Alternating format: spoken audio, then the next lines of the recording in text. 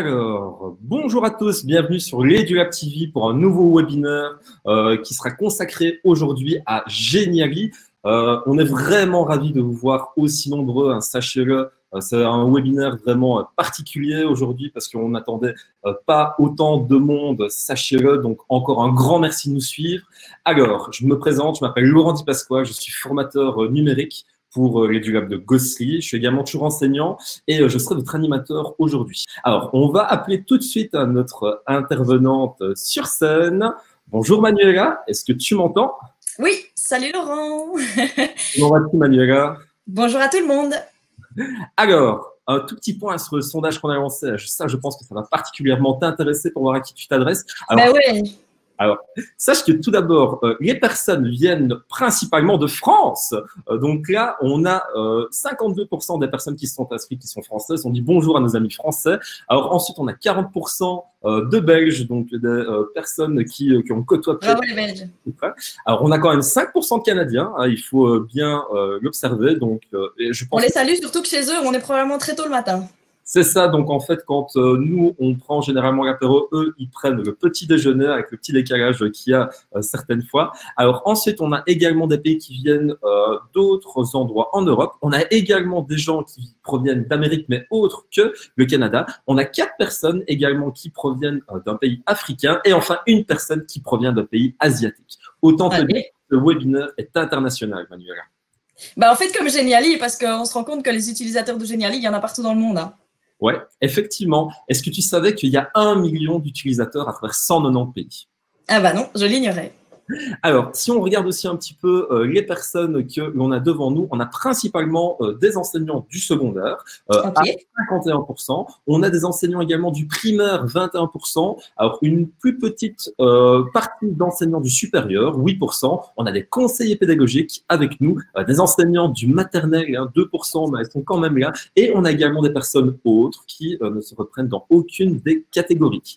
Alors, lorsque je leur ai demandé, hein, tu vois, un petit peu pour lancer les choses, pourquoi s'ils avaient déjà utilisé Geniali, alors il y a 35% non et ils n'ont pas du tout de compte. On a également 26% non, mais ils ont un compte, eux. Et à 16%, il y en a qui ont déjà un compte, qui ont déjà commencé, mais qui n'ont pas encore pu l'utiliser. Et par contre, il y a aussi 21% oui, et j'en ai déjà proposé à mes élèves. Ok, on a déjà des pros alors. On a un peu de tout, hein, mais on va essayer de toute façon reprendre un petit peu les bases à zéro et puis quand même pouvoir donner des trucs et des astuces un peu plus pointues pour que chacun puisse un peu s'y retrouver.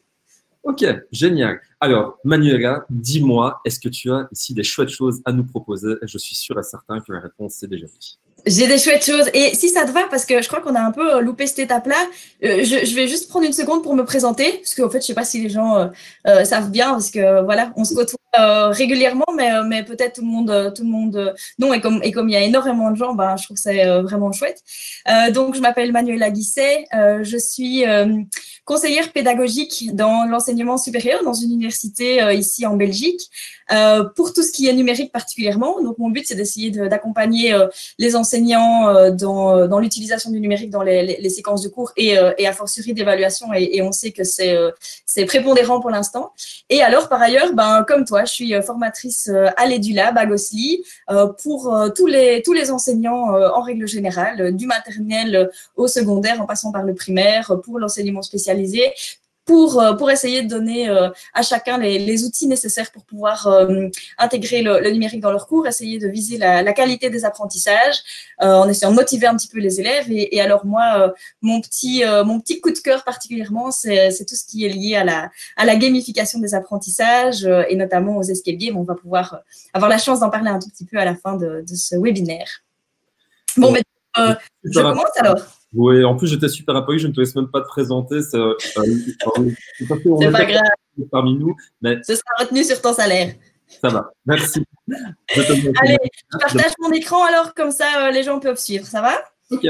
On pourra leur dire que notre présentation, qui forcément, je ne pouvais pas faire sans, est une présentation Geniali, sera disponible à la fin du webinaire. Donc, vous pourrez le reparcourir en long et en large et pouvoir bénéficier de tous les liens qui sont déjà dedans à votre aise. Alors, je partage mon écran.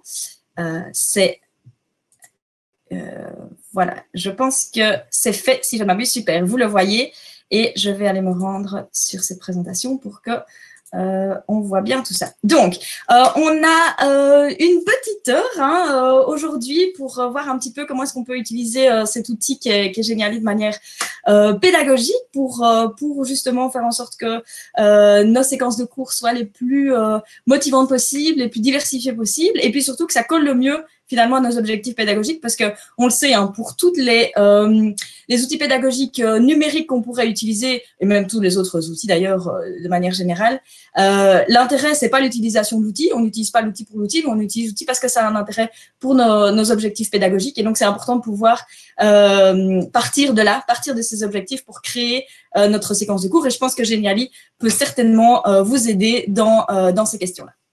Alors, qu'est-ce qu'on va faire pendant cette petite heure? Il va y avoir 3 parties principales qui vont évidemment être entrecoupées de questions. Donc, vous n'hésitez pas, comme l'a dit Laurent, à poser des questions. Et je pense que Laurent et toute l'équipe, que je remercie d'ailleurs, qui sont en train de se relayer dans le chat et dans les questions, vont pouvoir me les renvoyer en fonction du déroulement de ce webinaire. Donc, la première chose qu'on va faire, c'est de voir un petit peu c'est quoi Geniali, finalement. Comment est-ce que cette plateforme peut nous aider, en quoi est-ce qu'elle consiste.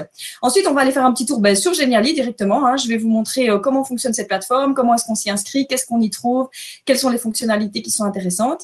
Et puis, on passera un long moment aussi sur 3 types d'usages pédagogiques qui nous paraissent super intéressants et qui sont d'abord la présentation interactive, entre guillemets, en direct, celle que vous pourriez faire si vous avez l'occasion, d'ici quelques semaines, je l'espère, de retrouver vos élèves en présentiel. Vous pouvez utiliser une présentation en direct. C'est aussi ce que je suis en train de faire. Ça peut se faire à distance. Le deuxième moyen, c'est de pouvoir créer des parcours pédagogiques interactifs, individuels pour chaque élève, donc ils vont pouvoir faire à leur rythme, tranquillement à la maison, derrière leur ordinateur. Et puis la troisième manière d'utiliser un Geniali, c'est de pouvoir faire justement un scénario ludifié, un scénario de jeu. Et en l'occurrence, ici, on va parler un tout petit peu d'escape game. Donc, les questions que vous allez poser maintenant et tout au long de l'heure, elles vont peut-être trouver une réponse à certains moments. Et du coup, voilà, si parfois on met un peu de temps à répondre à vos questions, c'est peut-être parce que c'est prévu dans la suite de la présentation. Laurent, tu n'hésites pas à m'interrompre s'il y a quelque chose. Je passe tout de suite à la première partie de cette présentation, qui est donc de savoir ce que c'est Geniali. Alors, Geniali, ce qui est important à savoir, c'est que c'est un outil en ligne. Donc, il n'y a rien à télécharger. Vous fonctionnez directement dans votre navigateur, dans votre fenêtre Internet, peu importe le navigateur que vous choisissez, mais ce qui est important, c'est d'être sur un ordinateur parce que d'expérience, c'est quand même vraiment, vraiment moins confortable de travailler sur une tablette, voire même sur un smartphone, parce qu'il y a plein de fonctionnalités qui marchent pas très bien sur tablette. Donc, soyez sur un ordinateur avec une souris de préférence et vous aurez une navigation qui sera extrêmement facile. Alors, ça a évidemment du positif et du négatif, le fait que ce soit 100% en ligne.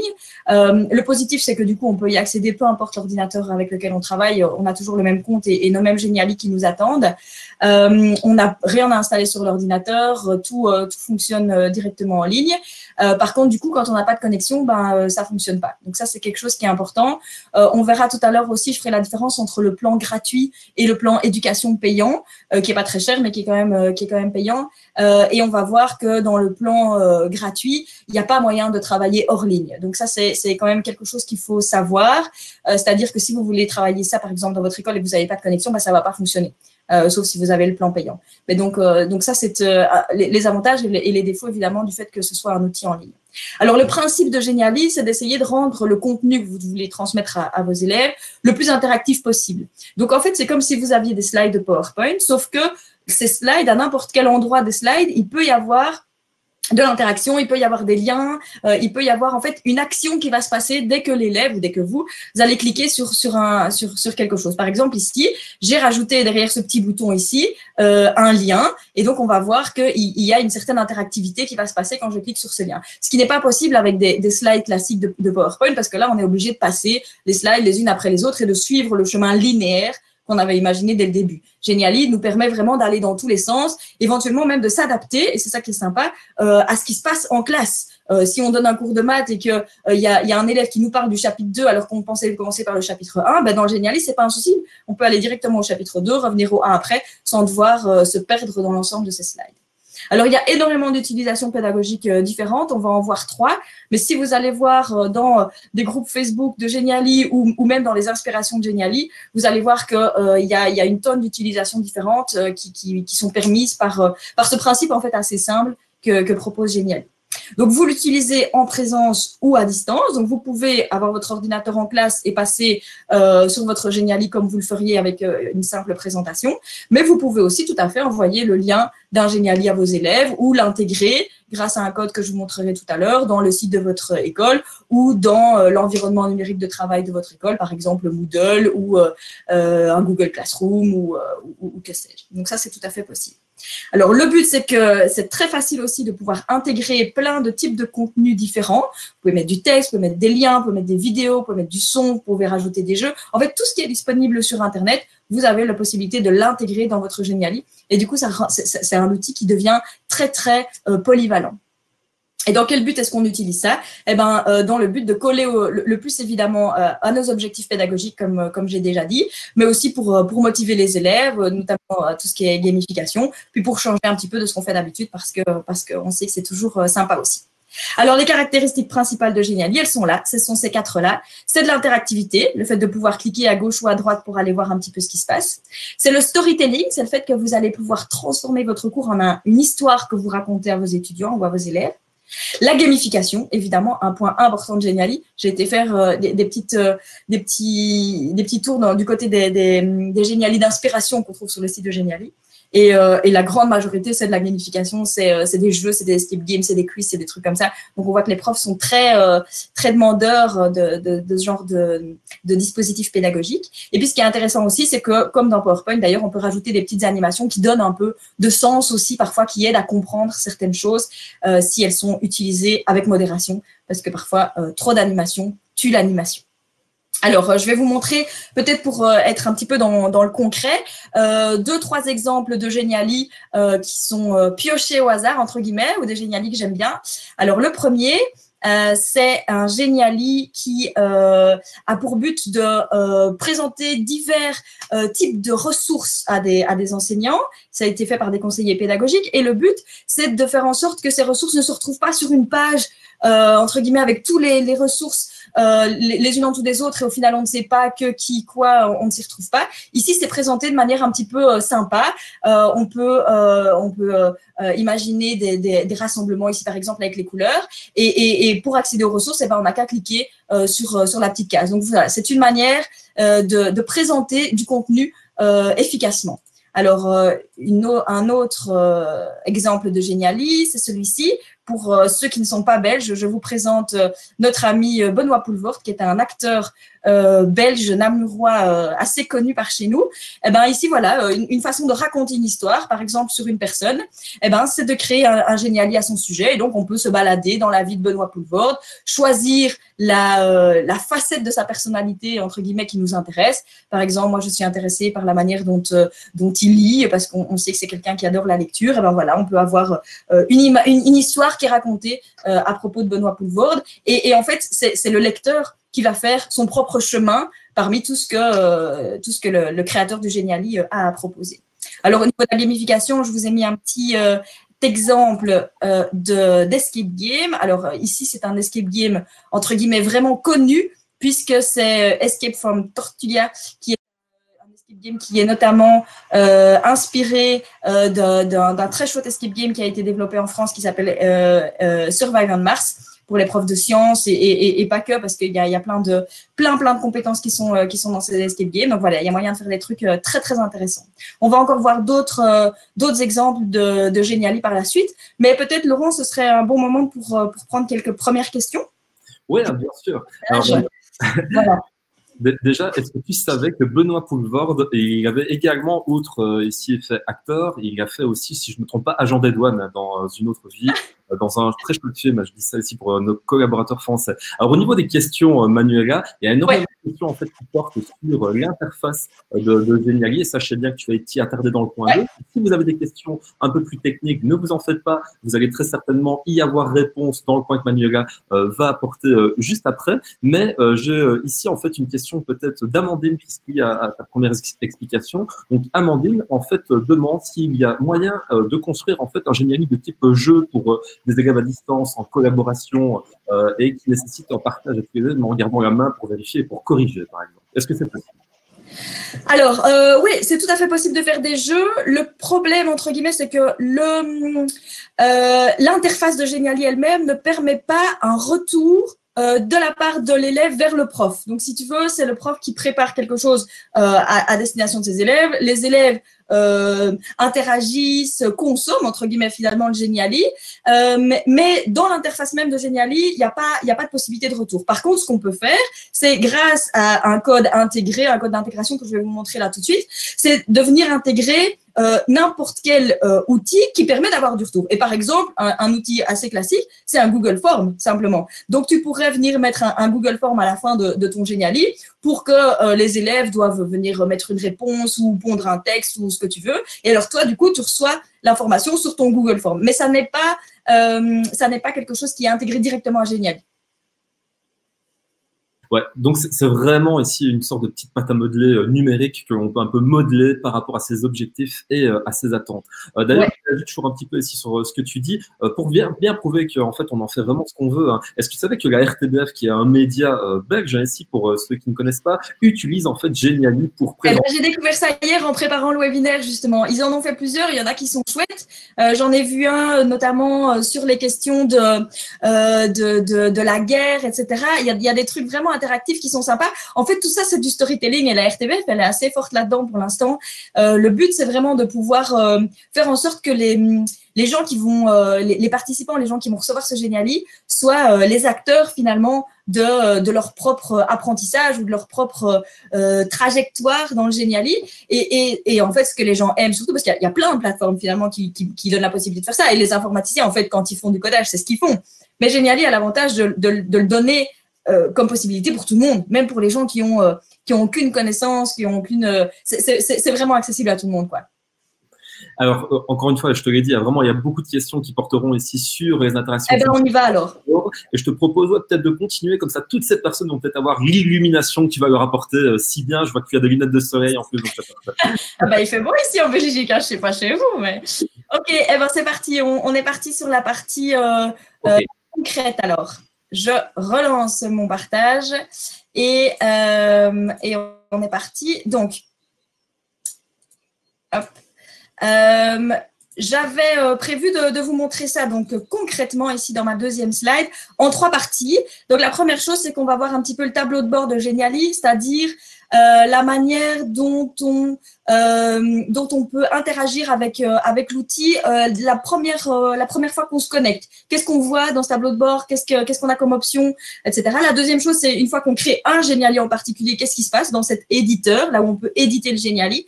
Et puis, je terminerai en 3e position par toute une série de petits trucs et astuces qui vont vous permettre, notamment sur les questions pédagogiques, de pouvoir faire quelque chose de relativement efficace. Donc, la première chose à savoir, et je rappelle ce que Laurent a dit tout au début, hein, il avait tout à fait raison en disant que c'est peut-être pas le plus judicieux maintenant pour vous qui m'écoutez d'essayer de faire la même chose en même temps que moi, parce que du coup, vous risquez de rater des informations. Donc, je vous propose d'essayer d'abord de suivre un petit peu ce que je montre, et puis vous aurez tout le temps en fin de journée de pouvoir tester ça chez vous. Et puis, de toute façon, le webinaire est enregistré et il sera disponible rapidement sur YouTube, donc vous pourrez revenir voir les infos sans souci. Donc, vous connectez la première fois sur Geniali, il faut se connecter, il faut se créer un compte. Donc, vous tapez Geniali dans Google, hein, vous allez y arriver facilement. Il faut se créer un compte, donc vous pouvez vous créer un compte gratuit. Moi, la présentation que j'ai faite, que vous êtes en train de voir pour l'instant, c'est une présentation qui a été faite avec un compte gratuit et c'est amplement suffisant pour commencer. Vous vous créez un compte et vous allez arriver du coup directement dans le premier tableau de bord que je vous montre ici.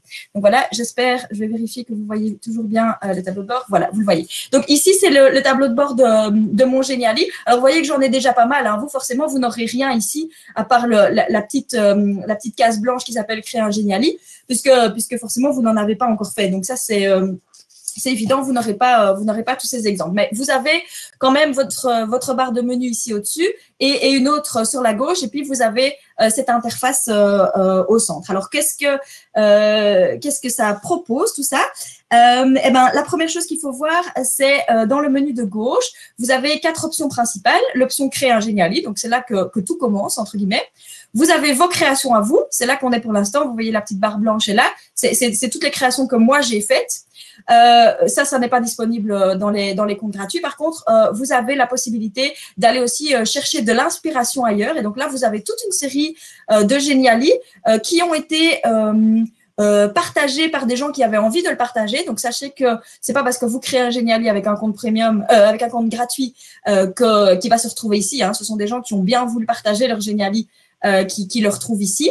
Et vous pouvez choisir, par exemple, en éducation, toute une série d'exemples de Geniali. Alors, ce qui est important, c'est de se dire que une fois que vous regardez un exemple, vous vous dites, voilà, celui-là, je le trouve vraiment super intéressant, je veux faire la même chose. Malheureusement, ça, c'est quelque chose qui est relativement mal fait. C'est que vous n'avez pas le droit de recopier celui-là. Donc, vous avez juste le droit de vous inspirer, de trouver ça chouette, mais vous n'avez pas le droit de partir de ça. C'est pas des templates, en fait. Par contre, il y a des modèles, il y a des templates ailleurs, et ça, vous allez les retrouver quand vous cliquez sur Créer un Geniali. Donc, quand vous cliquez sur Créer un Geniali, vous avez plusieurs possibilités de styles de Geniali différents. Alors, soit vous partez d'une création vierge, vous n'aurez rien, vous n'aurez que des slides vides. Soit vous pouvez choisir l'une ou l'autre des types de Geniali qui vous sont déjà proposés. Et là, du coup, vous n'allez pas partir de rien, vous allez partir de quelque chose qui est déjà un petit peu créé. Vous allez pouvoir mettre votre contenu dedans. Et donc, vous avez la possibilité de choisir ce qui va convenir le plus à ce que vous avez en tête. Donc, par exemple, ça, c'est une présentation plutôt style PowerPoint. Vous pouvez faire des dossiers, des rapports, des expériences d'apprentissage. Ça et la gamification, c'est très intéressant pour nous. Une image interactive. Donc, ça, c'est vraiment une image de base et c'est ça que je vais vous montrer tout de suite comment est-ce que ça fonctionne. Vous pouvez faire des infographies horizontales ou verticales. Des guides, ça, c'est plutôt pour faire un espèce de tutoriel. Là, pour faire des petites vidéos de présentation. Personal branding, ça va plaire aux profs de français. C'est pour faire des CV interactifs, par exemple. Vous pouvez faire ça à vos étudiants, c'est intéressant. Social, c'est plutôt pour partager sur les réseaux sociaux. Et puis, celui-ci, il n'est pas encore disponible actuellement. Mais donc, vous allez choisir, par exemple, un type de présentation. Et là, de nouveau, vous allez avoir toute une série, si ça veut bien s'afficher, voilà, toute une série de modèles. Et là, ça n'est plus des inspirations de vrais gens qui ont vraiment fait des Geniali. C'est des modèles, des vrais modèles qui sont proposés par l'équipe de Geniali. Donc là, je vous conseille de les filtrer et de ne garder que les gratuits, parce que de toute façon, les autres, vous n'allez pas pouvoir les utiliser avec votre plan gratuit. Et puis, vous allez regarder un petit peu, ben voilà, je trouve que celui-ci est sympa. Vous passez les pages pour voir un petit peu le type de navigation que ça vous propose. Et si ça vous intéresse, là, vous avez le petit bouton qui est apparu, utiliser ce modèle, et vous pouvez partir de ce qui a déjà été fait pour, à la place des mots qui sont ici, mettre votre contenu à vous. Donc ça, c'est quelque chose qui est intéressant. Alors, je reviens à la barre ici au-dessus. Vous avez aussi évidemment toutes les options classiques pour configurer votre compte, pour sortir, éventuellement si vous voulez passer à des comptes élus. C'est là que ça se passe. D'accord?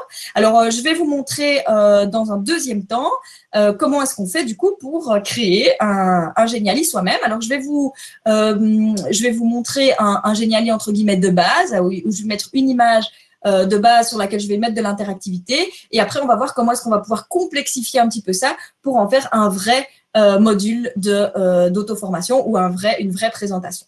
Donc, moi, je vais partir d'une création vierge. Comme ça, vous voyez exactement comment ça se présente depuis le début. Alors, il me propose plusieurs types de nouveau de taille de Geniali, mais moi, je vais prendre le classique ici. Donc, ça, c'est pas du HD. Si vous voulez du HD, c'est 1920 x 1080, mais ici, c'est déjà largement suffisant, notamment pour quelque chose qu'on va diffuser sur le web. Ça n'est pas un souci. Donc, je crée.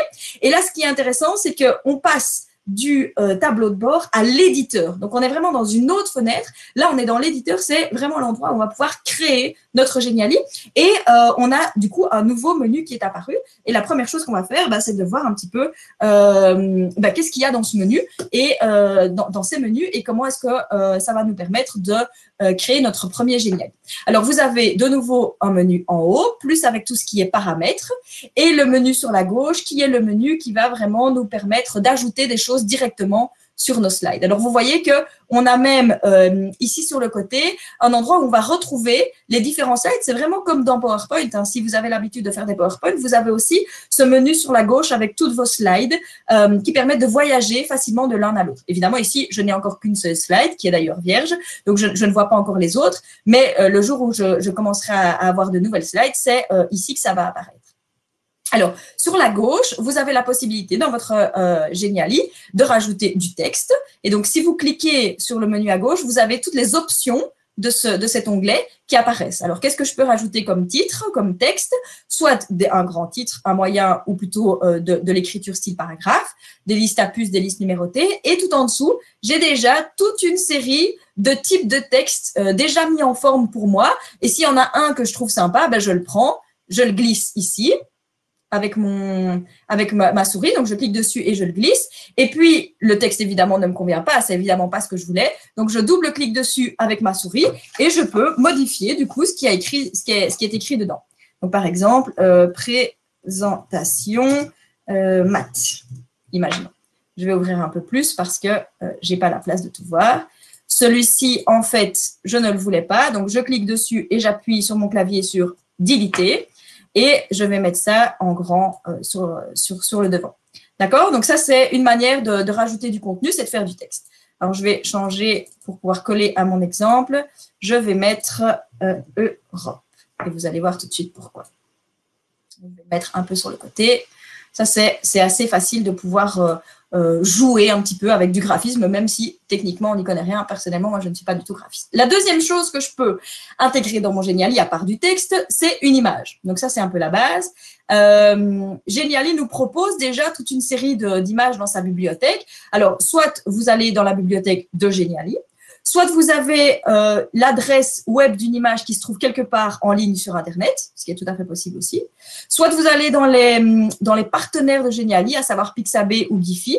J'attire votre attention ici sur le fait que si vous allez chercher des images sur Internet, que vous les mettez directement dans Geniali ou que vous les téléchargez sur votre ordinateur pour les mettre dans Geniali, puisque vous avez un compte gratuit, si c'est le cas, et que donc votre Geniali est publié sur Internet, il faut faire super attention aux droits d'auteur, d'accord? Donc, dans Google, si vous allez chercher des images, n'oubliez pas de bien dire que vous voulez des images qui sont libres de droit ou des images dont les droits autorisent la réutilisation, parce que c'est quelque chose qui est publié en ligne et donc vous n'avez pas la possibilité d'utiliser n'importe quoi. Et l'exception pédagogique, alors je ne sais pas si ça c'est comme ça dans les autres pays, mais en tout cas en Belgique, on a une exception pédagogique qui dit qu'on peut utiliser des choses sans demander l'accord à son auteur pour le diffuser à nos élèves. Oui, effectivement, quand ça se passe en classe, mais ici on n'est pas en classe, on est sur Internet, donc c'est important d'avoir les droits de ce que vous utilisez comme image. Le plus facile, c'est d'aller dans votre ordinateur. Donc, c'est ce que je vais faire. Vous cliquez ici pour aller chercher une image dans votre ordinateur. Il va se connecter à votre petit dossier image. J'en ai préparé une ici, qui est ma carte de l'Europe. Il la charge, elle est prête, je la prends, je la glisse et elle arrive ici. Alors, elle est un peu petite pour moi. Je vais la mettre un petit peu plus grande, voilà, pour pouvoir l'avoir à disposition. Donc là, j'ai déjà deux choses qui sont arrivées dans mon Geniali. J'ai le titre, un titre ici ou un texte, et j'ai une image. Qu'est-ce que je peux mettre d'autre si j'ai envie dans mon Geniali? Alors,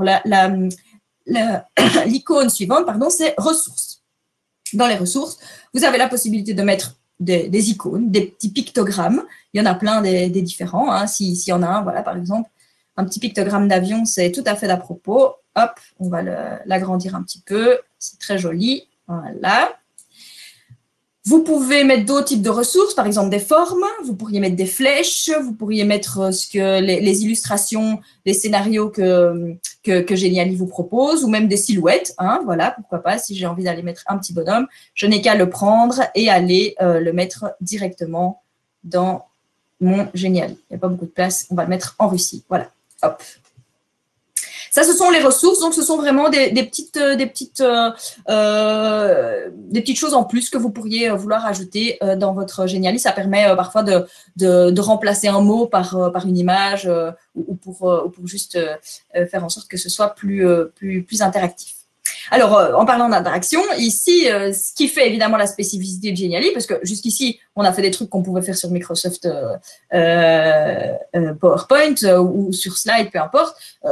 Il n'y a encore rien de transcendant. Ce qui est transcendant dans Genially, c'est les boutons d'interaction qu'on peut pouvoir mettre. Alors, vous allez remarquer que n'importe quelle image que j'ai rajoutée ou n'importe quel mot que j'ai rajouté peut devenir quelque chose d'interactif. Mais vous pourriez aussi vouloir rajouter, par exemple, un bouton Home pour pouvoir permettre aux gens de voyager dans votre Genially, ou n'importe quel autre bouton, un bouton Facebook, par exemple, pour faire un lien vers votre Facebook, pour que les gens voient que tout le monde connaisse le Go. Donc, c'est plus facile, entre guillemets, de pouvoir cliquer directement dessus plutôt que de mettre un texte qui dit « Retrouvez-nous sur Facebook ». OK ? Ça, c'est les éléments interactifs. Manu. Oui, Laurent. Je te sollicite pour quelques questions qui sont super intéressantes. C'est le bon moment, vas-y. Ouais, c'est vrai. Alors d'abord ici, félicitations pour toutes les explications, c'est vraiment super clair. Même si on voit qu'il y a beaucoup de choses et que c'est vraiment un bon condensé en une heure. Et en plus, je sais que je parle vite. J'espère que ça va. Je pense ici qu'on pourra lancer un petit sondage alors à la fin. Qu'est-ce que vous pensez de la vitesse de Manuel? Oui, c'est ça. Alors, j'ai une question de la part de Sandrine, et tu y as déjà répondu à demi-mot, voire totalement tantôt, je pense, mais c'est vrai que c'est peut-être bien de répéter. Mais est-ce qu'on peut modifier un Genially qui est déjà existant et dont on n'est pas propriétaire avec le format Edu, parce qu'on sait bien que les enseignants aiment bien le pragmatisme et le rapide? Oui, c'est vrai. Tant qu'à faire, s'il y a quelqu'un qui a déjà fait un Genially qui nous plaît, autant pas recommencer la roue. Alors, la réponse, malheureusement, est non.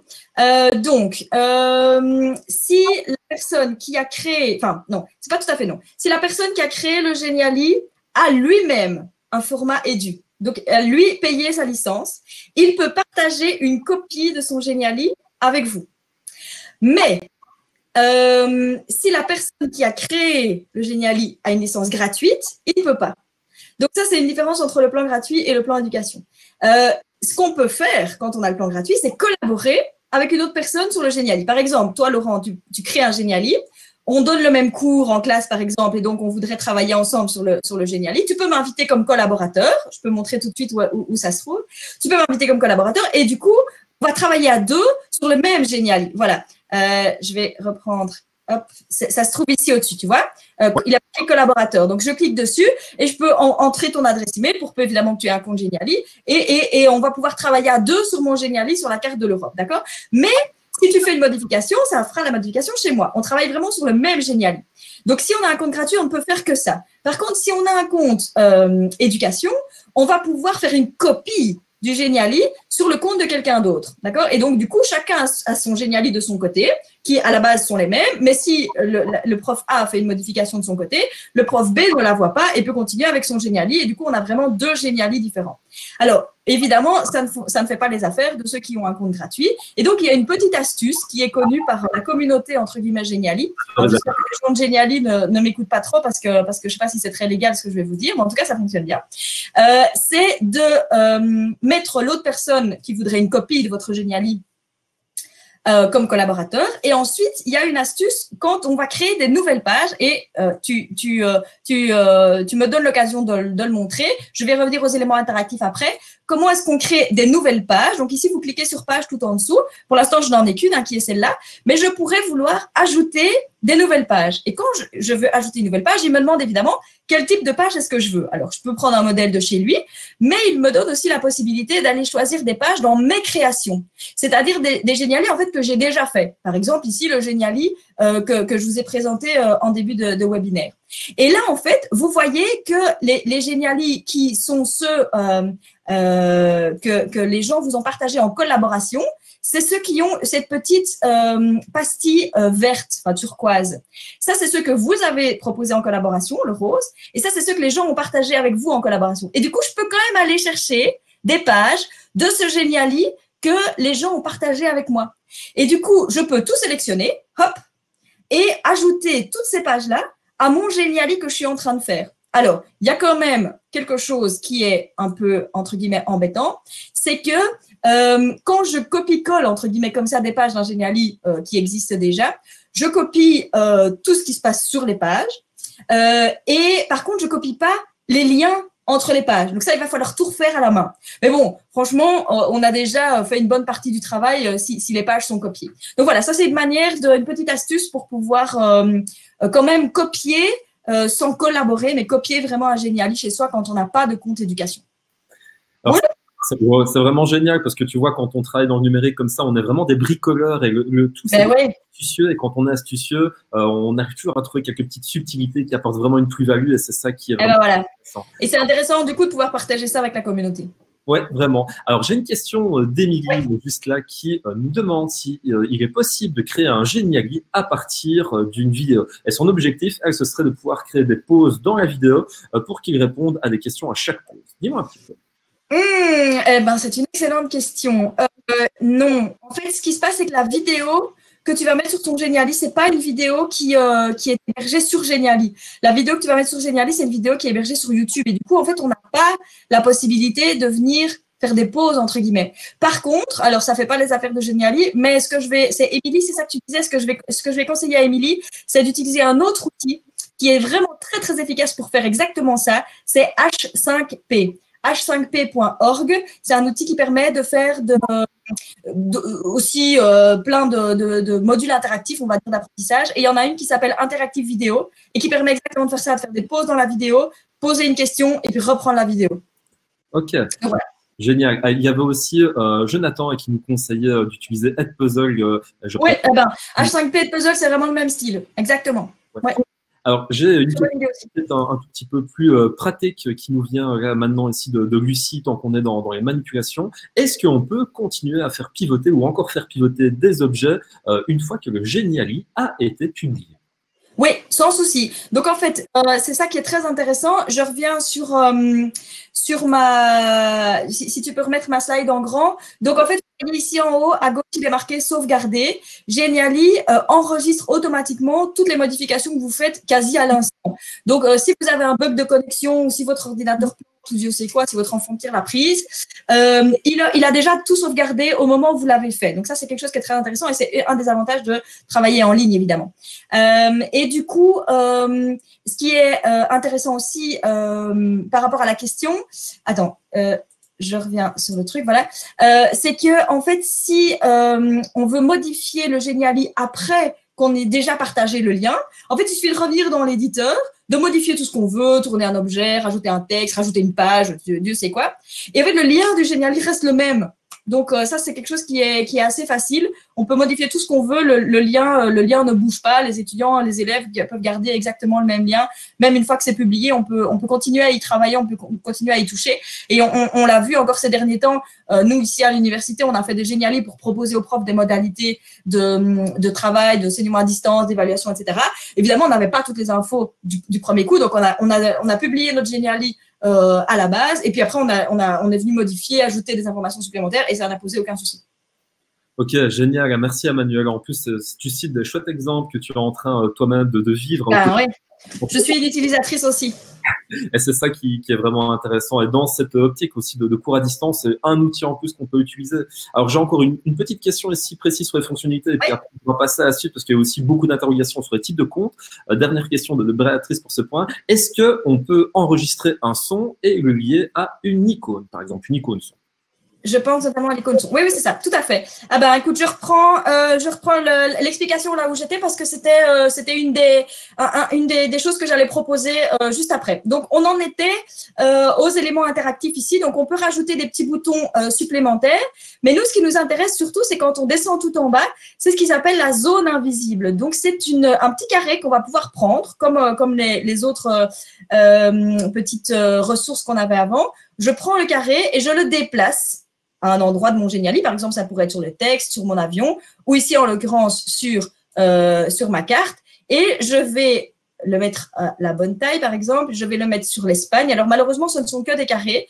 Donc, c'est pas très pratique, entre guillemets, pour faire la taille d'un pays.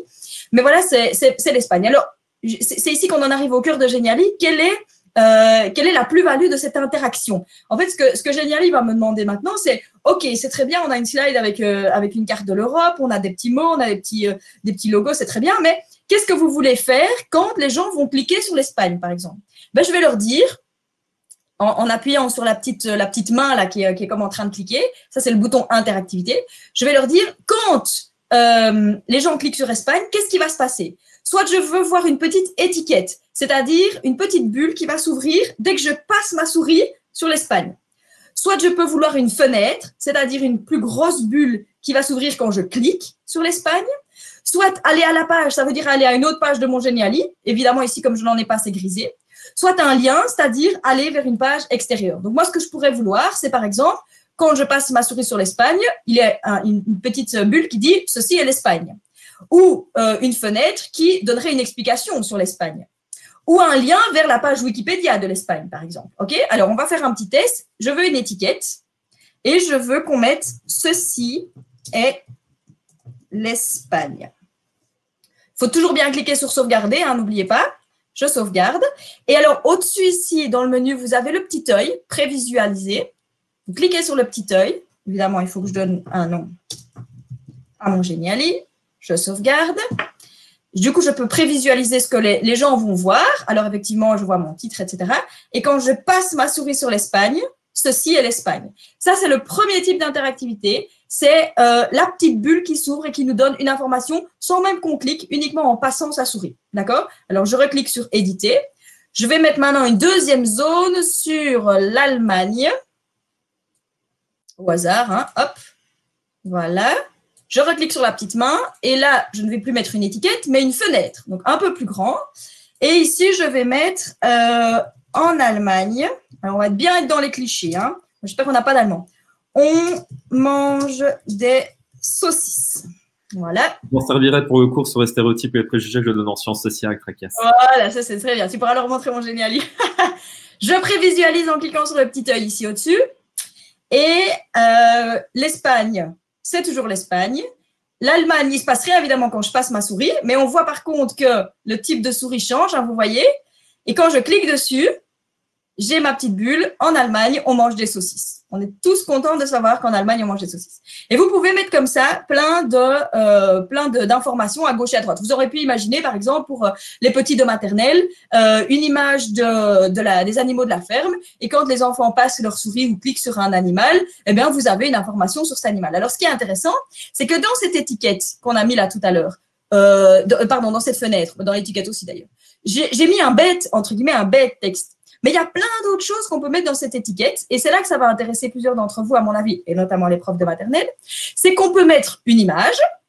Donc, je pourrais aller chercher dans mon ordinateur ou avec un lien sur Internet une image d'un Allemand qui mange une saucisse, par exemple. Je pourrais mettre aussi une vidéo. Et là, vous allez coller l'URL, donc c'est-à-dire l'adresse Internet d'une vidéo, par exemple, qui se trouve sur YouTube ou ailleurs, sur votre Drive, par exemple. Si c'est vous qui avez fait votre vidéo, que vous l'avez mise sur Google Drive, vous venez mettre ici l'adresse de votre vidéo.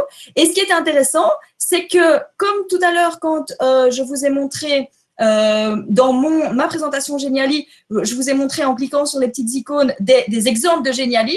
Non seulement vous allez pouvoir avoir accès à cette vidéo, mais en plus, ça ne va pas ouvrir une page YouTube avec la vidéo et que du coup, les gens savent plus où ils sont et on les perd complètement. Ce qui est intéressant, c'est que ça va ouvrir la vidéo directement ici, par au-dessus de votre Geniali, à l'intérieur de votre Geniali sans devoir sortir. Et du coup, on garde les élèves bien à l'intérieur sans les envoyer sur YouTube et ceci et cela. D'accord? Donc, ça, c'est quelque chose qui est super intéressant. C'est aussi à cet endroit-là, au même endroit, qu'on peut insérer un code HTML. Et là, gardez bien ça en tête parce que c'est un endroit important pour pouvoir, je vous montrerai tout à l'heure, pour pouvoir aller intégrer, par exemple, un jeu que vous auriez créé sur Learning Apps ou ailleurs, pour pouvoir intégrer le fameux Google Form dont je vous parlais tout à l'heure, etc. C'est ici qu'on va venir coller le code de toutes ces choses-là. Et si je ne me trompe pas, ici, ce code incorporé pourrait très bien se lier à un autre ENT, à un autre espace de travail numérique. Comme par exemple, lorsqu'on utilise Office 365 via S-Ware, on a la possibilité de mettre du code incorporé pour faire apparaître notre Geniali en direct sur une autre page. C'est ça, hein? Alors, pas tout à fait, parce qu'en fait, toi, ce que tu veux faire, c'est pas venir mettre quelque chose à l'intérieur de ton Geniali, c'est prendre ton Geniali et aller le mettre ailleurs. Et ça, je vais le montrer quand on va cliquer quand on sera prêt tout à l'heure, quand notre Geniali sera terminé. Je vais vous montrer où est-ce qu'on va trouver le code de votre Geniali pour pouvoir mettre votre Geniali là où vous voulez, et notamment dans ton ENT. D'accord? J'en parlerai tout de suite. Ça va, ok. Alors, ce qu'on va aller faire, c'est rajouter une nouvelle page, par exemple. Voilà, je vais prendre une page blanche, entre guillemets, et je vais mettre sur cette page, en Russie, on boit de la vodka. J'espère qu'on n'a ni allemand ni russe parmi nous. OK. Vous me pardonnerez hein, ces petits écarts de stéréotypes, mais c'est pour le bon exemple. Je reviens sur ma première page. Je vais dans les éléments interactifs, comme tout à l'heure, tout en bas. Je prends un carré mauve. Je viens le mettre, bon, de nouveau, hein, on va être un petit peu, tant qu'on est dans les stéréotypes, on va mettre la Biélorussie et l'Ukraine en Russie, hein, et le Kazakhstan avec, voilà. Je clique sur la petite flèche d'interactivité, et là, comme par hasard, évidemment, puisque j'ai rajouté une nouvelle page, je peux cliquer sur « Aller à la page », et je n'en ai qu'une, je choisis celle-ci, je sauvegarde, je prévisualise, et là, comme par magie, parce que c'est vraiment magique, en Espagne, c'est l'Espagne. En Allemagne, on mange des saucisses.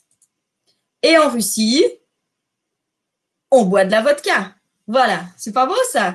C'est plein de stéréotypes, mais c'est très beau. Donc, vous avez maintenant compris le principe de base de Geniali pour pouvoir commencer, pour pouvoir vous lancer. Alors, vous allez me dire, il y en a encore d'autres. Oui, ça, c'est pour entre guillemets, aller encore plus loin, c'est si vous voulez chipoter un petit peu. Vous pouvez rajouter des tableaux, des graphiques, ça peut être très intéressant pour présenter certaines données. Vous pouvez mettre des diagrammes. Donc là, il vous donne, entre guillemets, le graphisme et vous mettez ce que vous voulez dedans. Vous pouvez aussi diviser votre page en un espèce de collage de photos comme on fait maintenant et qui sont très esthétiques. Alors, vous avez aussi la possibilité, et ça va répondre à la question que tu me posais tout de suite, Laurent, la possibilité d'intégrer directement, non pas dans une étiquette, comme je vous l'ai montré tout à l'heure, mais directement dans la base de mon Geniali, de pouvoir intégrer de l'audio, de la vidéo ou d'autres types de codes. Alors, comment est-ce qu'on fait? Alors, pour ajouter de l'audio, malheureusement, la fonction ici est réservée aux gens qui ont un plan premium. Donc, vous ne pourrez pas prendre de l'audio de votre ordinateur. Par contre, vous pouvez aller chercher un lien d'un audio qui se trouve sur Internet. Et donc là, en fait, ce que vous avez qu'à faire, c'est aller déposer vous-même un son quelque part sur SoundCloud, par exemple, ou quelque chose comme ça, celui-ci qui est très, très, très efficace. Et puis alors, vous allez coller le lien. Et pour l'instant, en période Covid, ils l'ont rendu gratuit. Je ne sais pas si ça va continuer après, mais vous avez la possibilité vous-même d'enregistrer un son ici. Alors, on va faire le test ensemble. Vous cliquez sur « Enregistrer un son ». Bonjour, je voudrais juste vous dire qu'en Turquie, ils adorent danser avec des grandes robes. Je ne sais pas si c'est vrai, tant pis, c'est pas grave, j'espère qu'on n'a pas de turc non plus. Et vous voyez que mon son est arrivé ici, et donc il va venir se mettre sur la Turquie. Alors vous allez me dire que c'est vraiment pas très joli, cette histoire de son.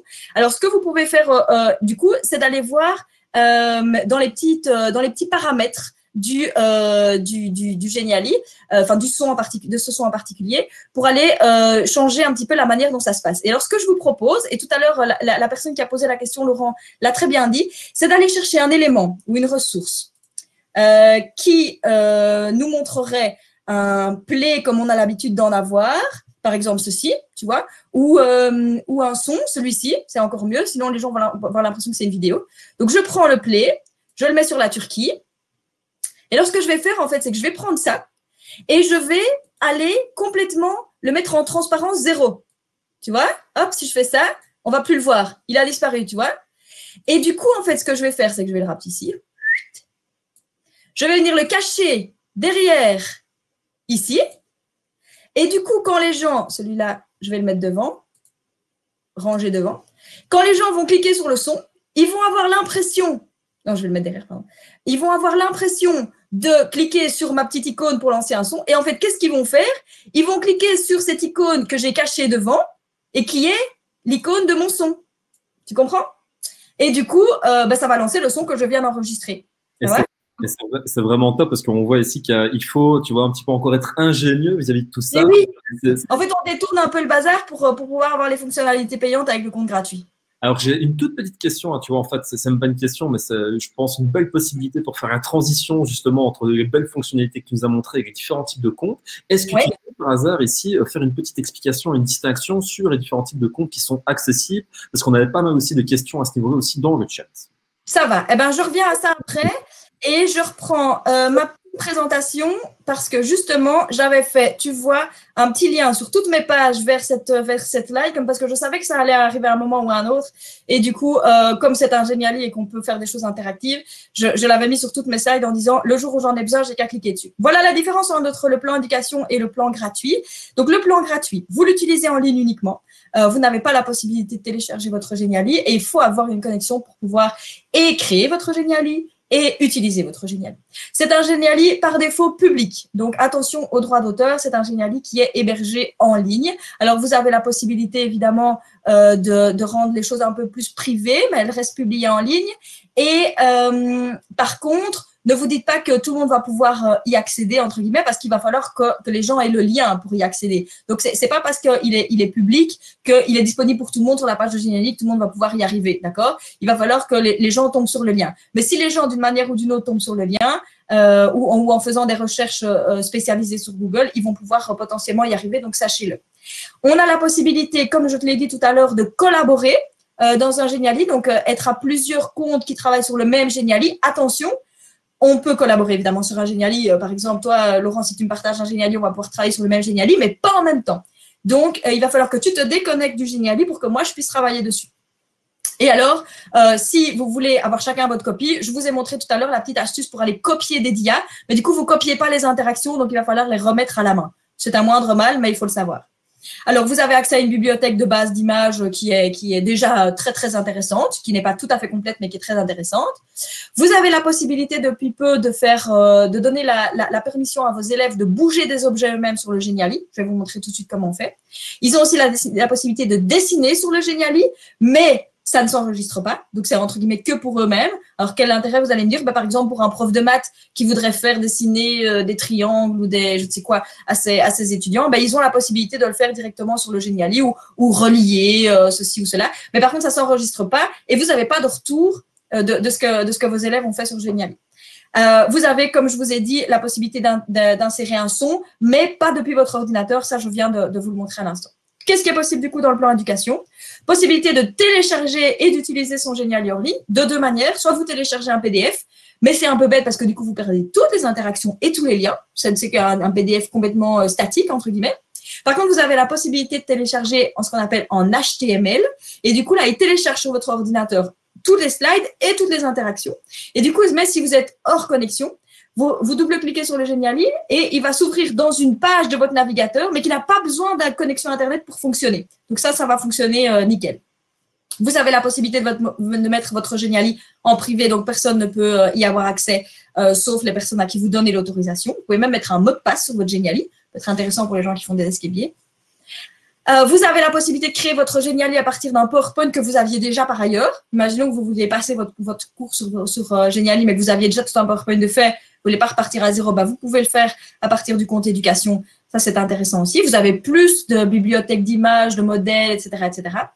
Vous avez la possibilité de dupliquer carrément comme tel un Genially, comme je vous l'ai expliqué tout à l'heure. Donc là, on n'est plus dans des collaborations et des copiages de d'IA sans avoir la possibilité d'avoir des interactions. Ici, on peut dupliquer tel quel un Genially sur le compte de quelqu'un d'autre, même si ce quelqu'un d'autre n'a pas de plan d'éducation, même s'il a un plan gratuit, c'est possible. Et alors, vous avez la possibilité d'organiser vos Genially en dossier, ce qui est toujours une fonctionnalité intéressante. Alors, le plan éducation de mémoire vaut une 60aine d'euros par an. Et après, il y a encore des plans entreprises, des plans master, etc. qui valent encore bien plus. Mais pour nous, pour les fonctionnalités dont on a besoin dans le cadre de nos cours, c'est déjà quelque chose de suffisant. Est-ce que ça répond à tes questions ou aux questions des spectateurs, Laurent? Oui, je pense bien, parce que vraiment, ici, ils essaient de faire un petit peu la distinction entre les possibilités du compte gratuit, du compte éducation. Là, vraiment, avec ces slides, tu as vraiment fait un très bon résumé. J'ai peut-être juste une question particulière, en fait, de Catherine, qui est juste ici. Alors, Catherine, en fait, se demande, elle a un compte Genially Pro avec son adresse privée. Et elle se demande si elle envoie un lien à ses élèves et que les élèves contribuent à Genially, est-ce qu'ils peuvent voir, en fait, son adresse mail? Est-ce que tu as la réponse? Oh, c'est une bonne question. Ils pourront certainement voir son nom d'utilisateur Genially, ça je suis sûre et certaine. Maintenant, est-ce qu'ils peuvent voir son adresse mail? Ça m'étonnerait. Mais j'avoue que je ne me suis jamais posé la question. Je peux chercher, je ne pense pas, mais j'en sais rien. Ouais. C'est des questions de vie privée, je ne pense pas que Genially joue avec ça. Mais par contre, le nombre d'utilisateurs Geniali, ça, c'est sûr que oui. Ouais, et c'est ça aussi qui est bien. Tu enchaînes directement sur une autre des réactions que je pouvais ici avoir. Il y avait aussi eu quelques réactions en fait dans la question qui se posait la préoccupation du RGPD. Et là, tu viens de le dire ici, au niveau du RGPD, on peut l'utiliser tranquillement. Oui, bah alors en fait, le gros avantage de Geniali, c'est que ça ne demande aucune donnée aux étudiants, aucune donnée aux élèves, parce que la seule chose qu'ils font, c'est consommer. Donc, il n'y a pas de stress de ce côté-là. Ok, ça va. Alors, ça veut dire que… Sauf si toi, évidemment, tu mets un questionnaire Google Form ou quoi, et que les élèves rendent des trucs. Mais là, on n'est plus sur Geniali, on est sur Google. Ouais. Alors, ok, bah nickel. Et peut-être aussi l'autre astuce, hein. Moi, les Geniali, j'en ai pas fait tant que ça, je vais vous avouer. Mais quand tu parlais de PowerPoint, imaginons que vous n'ayez pas en fait un plan éducation et que vous vouliez quand même utiliser vos PowerPoint, les captures d'écran en fait peuvent déjà être utilisées assez facilement. Et quand j'avais construit un des rares que j'ai fait, moi, je m'étais basé sur des captures d'écran d'un PowerPoint pour après les prendre parce que j'aimais bien les visuels. C'était une autre petite technique qui. Tout à fait. Voilà. C'est tout à fait possible. Mais ce qui est intéressant, évidemment, dans le plan éducation, quand tu parles de ton PowerPoint, c'est que tu gardes tous les éléments distincts. Et donc, tu peux continuer à rejouer, etc. Toi, quand tu fais une capture d'écran, tout est figé, quoi. Ouais. Alors, on a peut-être encore ici 5 petites minutes, hein, parce qu'on m'a dit ici dans l'oreillette que je n'ai pas d'ailleurs aujourd'hui, qu'on avait un quart d'heure académique parce que les gens étaient vraiment intéressés. C'est gentil parce qu'en plus, j'ai pas encore terminé. Hein. Je vais parce que j'ai encore des trucs à présenter, puis après, il y a encore les 3 modalités. Alors, on va dire ici que tu as, on va dire, 10 minutes, comme ça, ici, après, je peux faire ici une petite clôture, 10-15 minutes, comme ça, ici, on tient encore les gens. Ok, c'est parti pour le marathon. Ça va? Merci de continuer ici à nous écouter comme ça, c'est vraiment très agréable de toujours vous avoir nombreux. Merci, merci. Allons-y. Je recommence alors du coup sur mon éditeur où on était tout à l'heure. Donc, on était sur le son. C'est aussi ici, hein, dans le deuxième onglet à côté du son, qu'on ajoute des vidéos. Donc, de nouveau, comme quand on était dans la petite fenêtre, c'est avec le lien. On colle le lien ici d'une vidéo qui est sur Vimeo, par exemple, ou sur YouTube. Mais si vous avez sur le Drive, ça fonctionne aussi. Et c'est là que ça va pouvoir fonctionner. Alors, dans Autres, ce qui est intéressant, c'est de pouvoir insérer ici le code embed comme pour une étiquette aussi, comme je vous l'ai montré tout à l'heure, d'un quiz que vous auriez fait sur une autre plateforme, hein, peu importe la plateforme, ou d'une présentation que vous aviez déjà, ou de quelque chose en fait que vous voulez voir apparaître en grand directement ici. Donc ça, c'est quelque chose qui est intéressant. Du coup, ça permet de ne pas devoir sortir de notre Geniali et de perdre éventuellement les gens à gauche ou à droite avec d'autres fenêtres. La deuxième manière de faire, et c'est là que tu vas être intéressé, Laurent, pour justement mettre tes informations sur ton ONT, c'est l'option insérer ici. Et donc, je vous parlais tout à l'heure du code embed, du code iframe. C'est vraiment ici que ça va se passer. Donc, vous devez copier ce lien juste en cliquant sur copier. Et là, c'est ça que tu vas aller copier dans ton ONT, dans ton blog, dans ton site web, dans ce que tu veux en fait, pour pouvoir partager cette information-là directement avec tes étudiants si tu en as l'envie. Voilà. Donc là, on a vu un petit peu toute la partie technique, entre guillemets, de notre Geniali. Et du coup, pour les quelques minutes qui me restent, je vais aller voir avec vous la troisième partie de notre webinaire, qui était la question des usages pédagogiques. Alors, de nouveau, moi, j'aime bien le chiffre 3. Je vous ai proposé 3 utilisations pédagogiques. Le premier, c'est ce fameux parcours d'apprentissage en autonomie que les élèves vont pouvoir faire de chez eux ou dans la classe, peu importe, mais à leur rythme. Le deuxième, c'est des présentations plus interactives. Et le troisième, c'est les fameux escape games. Alors, pour le premier, je vous ai fait un petit résumé avec les points positifs, les points négatifs. Le parcours d'apprentissage en autonomie, donc c'est le fait de pouvoir avoir, imaginons une slide d'intro, et puis un premier thème et un deuxième thème entre lesquels on peut voyager de l'un à l'autre facilement. Et puis après, dans le premier thème, on propose un peu de théorie et puis un peu d'exercice. Pour le deuxième, par exemple, une partie plus basique et puis une partie plus expert. Et puis, ces deux slides-ci, peu importe où on se trouve, nous renvoient sur un résumé final. Voilà, on peut imaginer comme ça. Alors, ce qui est super intéressant, évidemment, c'est que ça permet une certaine personnalisation du parcours. Donc, chaque élève, en fonction de son niveau, en fonction de ses envies, en fonction de ses compétences, en fonction du temps qu'il a aussi, potentiellement, peut aller par ce chemin-ci, ou pourrait aller par ce chemin-là, ou pourrait tout faire s'il a très envie. Et donc ça, c'est vraiment au niveau de la différenciation entre les élèves et des différents niveaux, c'est vraiment quelque chose qui est super intéressant. De deux, vous avez tout qui est à distance, tout ce qui est disponible en permanence pour les élèves, très facile. Donc, ils peuvent travailler chacun sur une thématique différente en fonction de leurs difficultés, par exemple. Et puis, vous avez la possibilité, comme je vous l'ai déjà dit, d'intégrer des liens, des vidéos, des jeux, des sons, des exercices.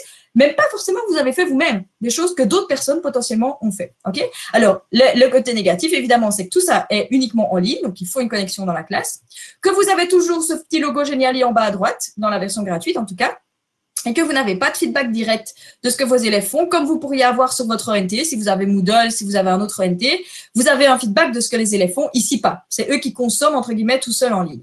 Je vous montre par exemple un exemple en maths, qui a été développé par un prof de maths, un super prof de maths qui s'appelle Fred, que je remercie d'ailleurs pour son partage. Il a fait un Geniali sur les suites en maths. Alors moi, je suis pas du tout prof de maths, hein, j'y connais rien, mais comme ça, je vous montre un petit peu la manière dont ça peut se présenter. Il a fait d'abord une petite table des matières avec tous les types de suites. Évidemment, on commence par une introduction, mais l'élève qui a juste un problème avec les suites géométriques ou les suites financières ou les suites numériques peut directement aller à cette étape-là. Donc, dans l'introduction, il a mis des petites vidéos, hein, qu'on peut avoir en cliquant sur Play. Alors, c'est pas forcément lui qui a fait les vidéos, mais au moins tout est disponible à un seul et même endroit, tu vois. Et puis, si c'est seulement, par exemple, les suites arithmétiques qui m'intéressent, je clique sur suite arithmétique et là, à un seul endroit, j'ai une première exploration, une deuxième exploration et puis toute une série d'exercices aussi qui peuvent être faits sur ces questions de suite arithmétique. Voilà, j'ai une vidéo sur la théorie, pourquoi, à quoi ça sert, etc., etc. Et là, vous voyez que l'animation a aussi son sens et tous ces boutons sont interactifs, tous ces boutons sont cliquables, il y a des choses derrière chaque bouton qui vont nous permettre d'aller chercher des informations, voilà, des trucs que je ne comprends absolument pas, mais qui sont sûrement très, très intéressants. Donc voilà, ça c'est une manière d'utiliser le parcours d'apprentissage en autonomie.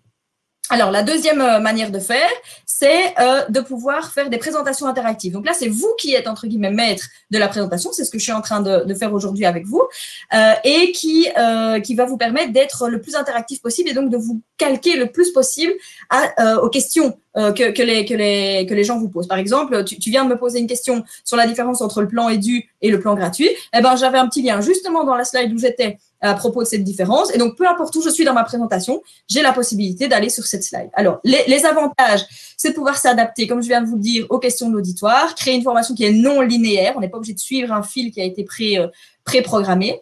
On ne cherche pas après des slides, des exemples, tout est à disposition, les liens sont là, c'est facile de cliquer dessus.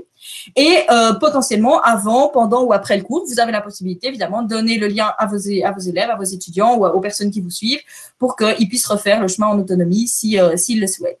De nouveau, uniquement en ligne, pas de téléchargement et on a toujours ce fameux logo Geniali. Et du coup, parfois, il faut faire attention de ne pas trop mettre de choses ici en bas à gauche parce que sinon, ce sera masqué par le logo Geniali. La troisième utilisation qu'on en a, c'est ce fameux escape game, mon petit coup de cœur. Alors, je ne vais pas vous faire un webinaire sur les escape games, de un, parce qu'on n'a pas le temps, et de deux, parce que je pense que notre ami Jonathan est en train de nous préparer un petit webinaire sur les escape games. Donc, on aura le plaisir de se revoir à ce sujet. Mais sachez que si vous voulez faire un escape game sur Geniali, il y a plusieurs choses auxquelles il faut faire attention. D'abord, dans la préparation, le Geniali, c'est vraiment la toute dernière étape.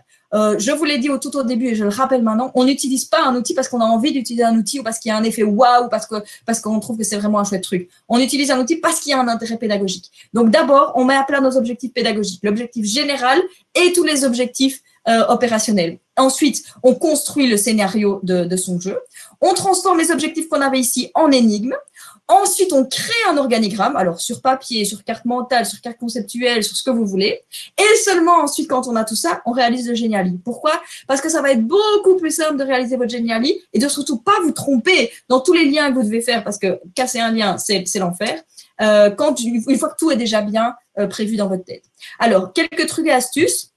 La navigation mini-site, pas de transition, l'indicateur d'interactivité et la fonction déplacée. Je remonte vite dans mon éditeur pour vous montrer tout ça, ce qu'on n'avait pas fait tout à l'heure d'ailleurs. Les paramètres de votre Geniali ici en haut vont vous permettre de cocher plusieurs choses différentes. Alors, a priori, quand vous faites un Geniali de module d'apprentissage ou de présentation interactive, on s'en fiche. Mais pour l'escape game, c'est hyper important de faire ces 4 étapes-là.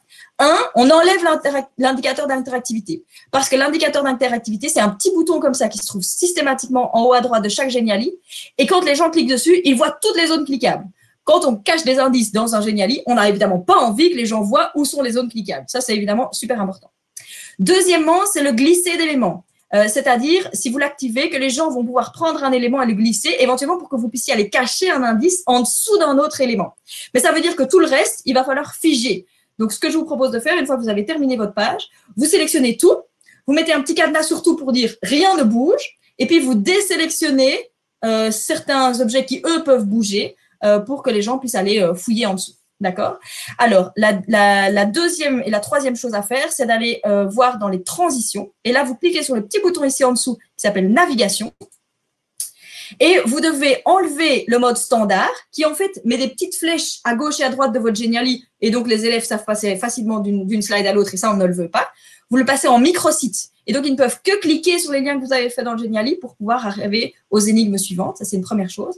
Et deuxièmement, pour les transitions, vous sélectionnez une page et vous mettez aucune transition et appliquez pour toutes les pages. Parce que par défaut, les pages se succèdent les unes au-dessus des autres. Et si vous voulez, par exemple, créer un cadenas ou ce genre de choses, le fait de voir les pages se succéder, ça va faire penser aux gens qu'en fait, on a envie qu'ils pensent qu'ils sont dans la même page et en fait, ils ne sont pas dans la même page. Mais si les transitions se passent les unes au-dessus des autres et au lieu de n'avoir aucune transition, eh ben, les gens vont remarquer qu'ils sont en train de passer d'une page à l'autre, et ça, on ne le veut pas, évidemment. Donc, les 4 petites choses à savoir absolument quand on fait un Genially d'escape game, c'est mettre sa navigation sur mini-site, mettre la transition sur aucun, désactiver l'indicateur d'activité et mettre la fonction déplacer des événements en mode actif.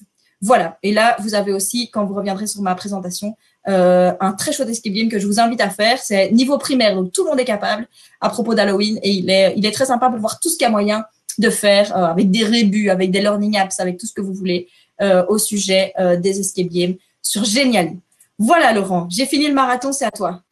Vraiment, c'est super chouette, Manuela, félicitations. Mais déjà, je peux rassurer les personnes qui ont peut-être pensé qu'ils avaient besoin encore d'un éclaircissement à propos de certaines choses. Tu l'as dit, il va y avoir une suite, tout ça, que ce soit finalement dans un webinaire sur les escape games, mais aussi peut-être quelque chose pour Genially. Et là, Jonathan, encore dans mon oreillette, vous confirme que pour les personnes qui devraient encore avoir des éclaircissements, il y aura une suite, ne vous inquiétez pas, et ta bonne humeur à payer Manuela. Donc, merci à toi. Cool.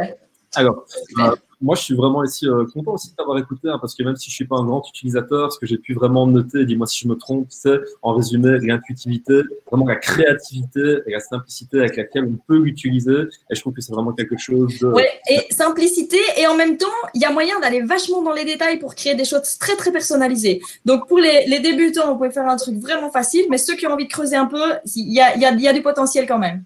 Ok, merci à Manuela encore, vraiment. Alors, avec plaisir. Il y a encore plein de petits trucs que j'ai pas dit, mais voilà, c'est normal. Je vous conseille vraiment d'aller regarder le Genially de Manuela. Oui, tu leur donnes le lien. Hein. Oui, ben là, dans le chat, je suis sûr et certain que notre team de Lux se cherchera ici de le partager sans aucun Super. problème.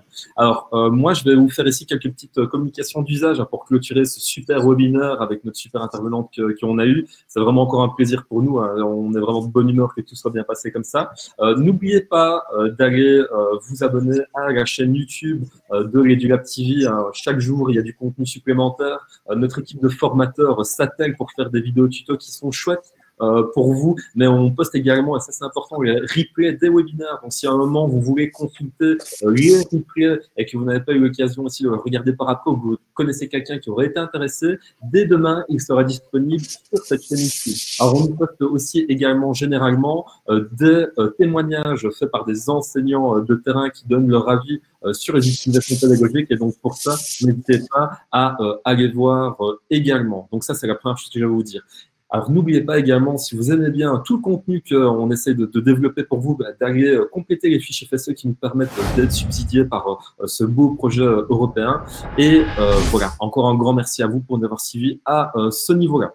Alors, les dates pour la suite, on sera la semaine prochaine, donc le 28, avec Julien François, qui est un enseignant de l'Athénée de Nivelles, si je ne me trompe pas, qui nous parlera d'imprimante 3D et d'impression 3D au service des apprentissages et de la créativité. Alors, en plus d'avoir un super contenu, Julien, c'est vraiment un brave enseignant, un chouette enseignant qui est aussi ultra motivé et qui va vous donner envie, je pense, de vous investir dans ce thème-là. Donc, n'hésitez pas à venir voir ce nouveau webinaire. Et on a également une autre surprise à vous annoncer avec l'équipe de l'EduLab, c'est qu'on recevra aussi Audrey Miller et son collaborateur Maxime Laflamme. Et ça, vraiment, c'est une très grande fierté pour nous parce qu'on essaie d'établir des ponts, des connexions de manière bienveillante aussi avec tous les acteurs du numérique. Et ça, c'est aussi important à souligner, c'est qu'on n'est pas juste un endroit qui forme les enseignants, c'est aussi un endroit qui essaie de les accompagner de manière bienveillante et positive. Et là, dans ce cas-ci, on peut voir les liens qu'on arrive à faire avec l'étranger.